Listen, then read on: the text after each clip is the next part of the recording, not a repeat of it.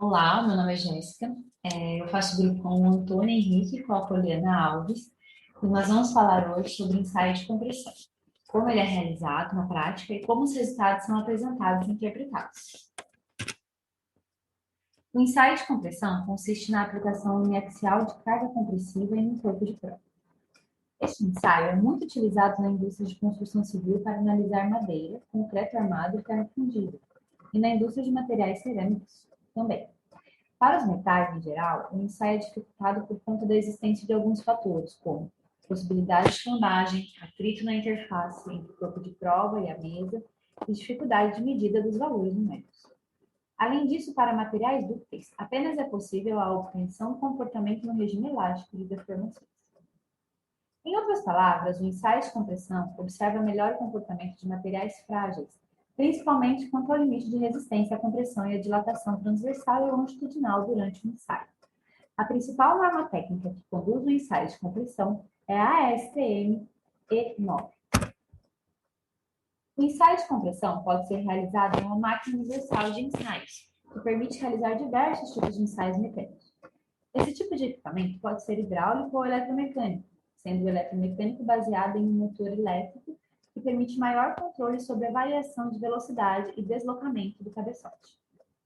Os ensaios de resistência à compressão são executados por meio de um sistema de carregamento, qual procura introduzir carga ao material de modo centralizado e bem distribuída sobre a superfície do corpo de prova.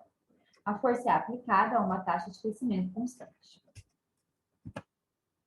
A forma da seção do corpo de prova pode ser tão importante quanto a distribuição dos esforços, de modo que a distribuição seja homogênea e também de modo a se evitar concentração de tensões na superfície. Pode-se pensar em superfícies bastante regulares, como a retangular ou a circular. Essas têm sido normalmente utilizadas conforme os países. Da mesma forma, o corpo de prova pode ser cúbico ou cilíndrico, porém a tensão suportada pelo concreto por corpos de prova cilíndricos é aproximadamente 0,8 vezes a tensão suportada pelos corpos de prova cúbicos. A relação entre a altura do corpo de prova e a seção transversal pode influenciar na deformação axial e pode afetar na distribuição de tensões pelo material. Para uma altura muito grande, por exemplo, pode-se manifestar o efeito da esbeltez do material. De modo geral, tem-se recomendado conforme a NBR 5738/2008 a relação 2:1 entre a altura e o diâmetro do corpo de prova com a adoção da forma cilíndrica. O carregamento deve também ser isento de distorções e da criação de esforços parasitas. Por isso, ele deve ser perfeitamente centralizado de acordo com a direção axial do corpo de prova. Assim como os pratos da prensa devem ser perfeitamente ortogonais à direção do carregamento. A superfície deve ser a mais regular possível, conforme o desenho apresentado. As contingências do ensaio podem ser compreendidas em termos das possíveis ondulações da superfície, que podem causar distorções nos resultados. Assim, o atrito entre a superfície dos corpos de prova e os pratos da prensa pode modificar a distribuição das tensões internas induzidas pelo carregamento. A velocidade de aplicação das cargas também é relevante, pois esta interfere na velocidade das deformações do corpo de prova, de modo que ela deve ser padronizada para que os valores obtidos em ensaios sejam comparativos. A norma brasileira NBR 5739/2007 recomenda para os ensaios a velocidade de carregamento variando entre 0,3 e 0,8 megapascais por segundo. Outro aspecto importante é a condição do corpo de prova com relação ao teor de umidade. Os corpos de prova úmidos podem ter os seus valores de resistência diminuídos em até 30%, assim como são também importantes as condições de homogeneidade. Se estas não são atendidas perfeitamente, o material perde a sua isotropia, isto é, os valores passam a depender da direção dos esforços aplicados. Ainda podem surgir planos de fraqueza no material ou vazios, criando pontos de fragilidade.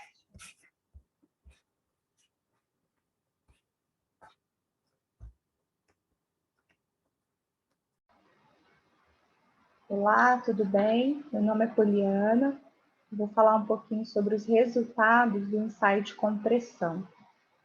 Através dos resultados, a gente consegue determinar a deformação elástica, o limite de escoamento, a deformação plástica, o limite de resistência ou de ruptura e também a dilatação transversal.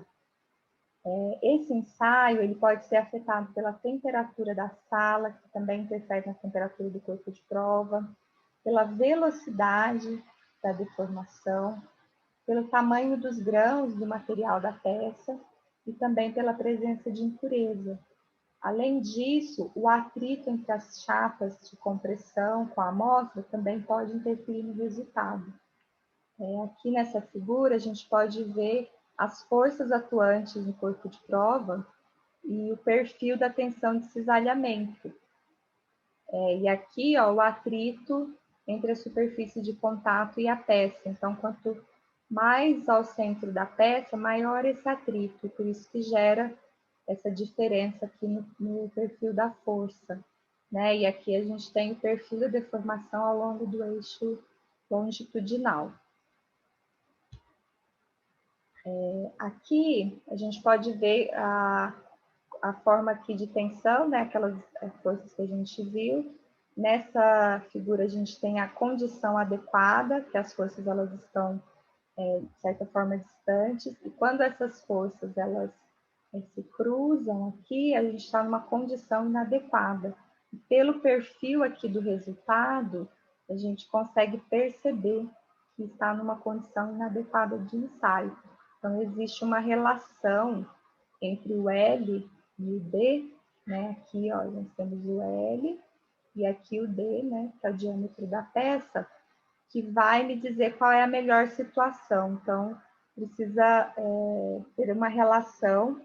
Geralmente, essa relação ela fica entre 3 e 8, mas dependendo da ductilidade do material, ela pode variar. Aqui, por exemplo, a gente tem a melhor condição do ensaio, que tem o menor efeito desse atrito, né, dessa condição inadequada, mas é o mais exposto à flambagem.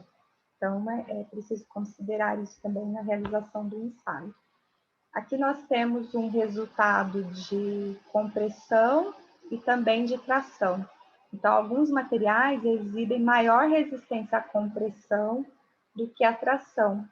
O ensaio de compressão ele não é muito comum, ele é realizado apenas em materiais que serão submetidos a esforços de compressão. Aqui a gente tem um exemplo do ferro fundido, cinzento, e aqui do concreto. A gente observa que a resistência à tração do concreto é bem baixa, mas já a resistência à compressão, né, ela é bem maior aqui, ele resiste uma deformação bem maior do que aqui o ensaio de tração. Queria mostrar para vocês como é construída essa curva. Então, a gente tem aqui, né, uma peça de concreto, e aí com 28 dias de envelhecimento. Então, aqui a gente tem sensores, aqui é a velocidade que está sendo aplicada a força, é que ele está medindo, né, essa força, ele vai gerando a curva de resistência à compressão e à deformação. Né? Aqui a gente vai observar que vai chegar num ponto, olha aqui o reloginho, ele vai desarmar e aqui houve a ruptura do corpo de prova.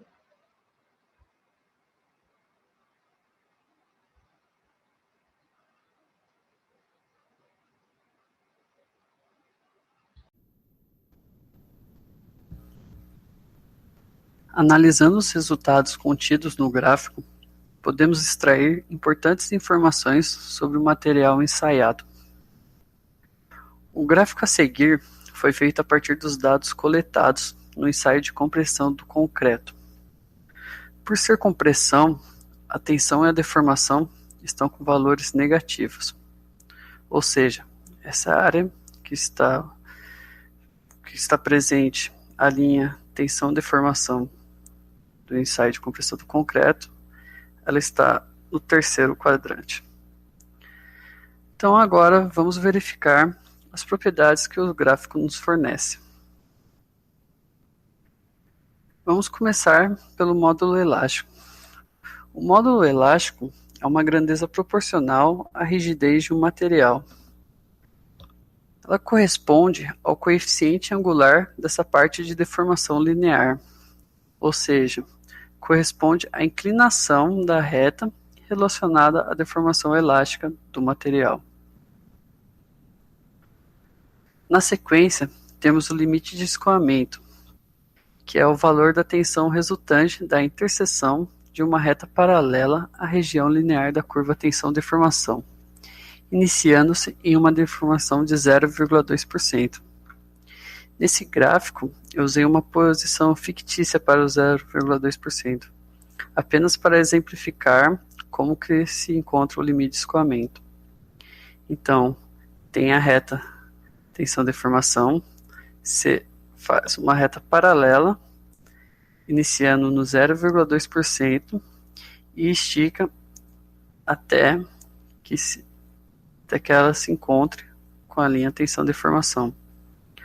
A partir da intersecção das duas retas, você faz uma nova linha indo em direção ao eixo da tensão, assim achando o valor do limite de escoamento. Já a deformação é a variação do comprimento do corpo dividido pelo comprimento inicial. Por ser compressão, o comprimento final ele é menor que o inicial. Então, quando você faz o final menos o inicial, dá um valor negativo. Então, para o cálculo da deformação, a gente utiliza o módulo do valor, porque assim a gente só obtém o valor da deformação.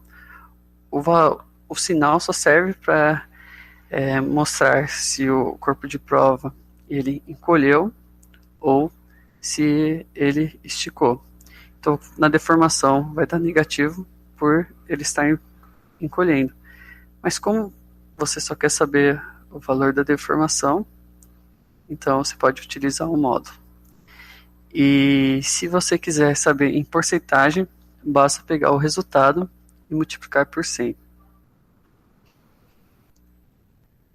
Agora, o limite de resistência ou tensão de ruptura, dependendo do material do corpo de prova, não ocorre a ruptura. Então, a gente acaba não tendo esses valores. Mas quando ocorre, geralmente, o valor do limite de resistência é o mesmo da tensão de ruptura. E o limite de resistência ele é calculado pela força máxima dividido pela área inicial. E por último, temos a dilatação transversal. O cálculo é parecido com o da deformação, só que enquanto que na deformação a gente utiliza o comprimento do corpo de prova, na dilatação transversal a gente utiliza a área. Então, a dilatação transversal ela é calculada pela variação da área do corpo de prova dividido pela área inicial. Essas são as informações que o gráfico nos fornece de maneira simples e prática. E isso nos ajuda para o melhor entendimento do material estudado, assim possibilitando a utilização do material em funções que possuam o melhor aproveitamento de suas propriedades. E assim encerramos a nossa apresentação. Muito obrigado pela atenção.